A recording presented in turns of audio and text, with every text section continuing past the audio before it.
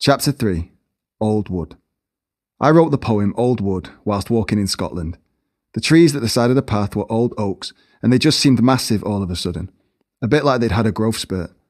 I had a late growth spurt, I think, after 18 anyway, where I went from average height to comfortably over 6 foot in a very short space of time. As I'd had knee surgery several times before 16, my body didn't adjust properly. I have scars all over my back from it, and I've had to adjust myself through training ever since. About 6 months after writing this poem, I had a very serious heart attack that almost killed me, and ever since, I've reflected on this poem slightly differently. I think it was actually pathetic, given the line, "The rot has now sunk." I am taller now, late growth spurt. Legs like gnarled old oaks and they both hurt. And to tell you the truth, they don't work anywhere nearly as well as they should. That's how it goes with old wood.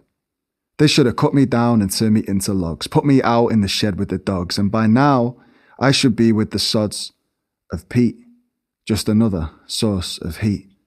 There are more knots in the trunk, and the rot has now sunk deep enough to reach the core, and pieces of me drop to the floor. Children pick them up and then play with them, use my branches as swords and then slay with them. Insects crawl in their gaps and then stay in them, where it's warm enough for eggs to be laid in them. But if you ask me, I'm okay with that. That's how it should be, as a matter of fact. Circle of life shit, so time passes. I've done my bit, ashes to ashes. But it's not over until I'm burning. You can rest on my roots. I'm still here, I'm still learning, and there are new green shoots. The poem is literally about growth, but there's more to it than that, I hope. Like the trees that were around me when I wrote it, I've had plenty of times when I felt like I was ready for turning into firewood. For me, this poem is about longing for what you could have grown into, but then acceptance and even celebration for what you are growing into. It's one of my favourite pieces I've written, partly because of the weird psychic bit, but also because I walk past those trees fairly often still, whenever I go to Scotland anyway.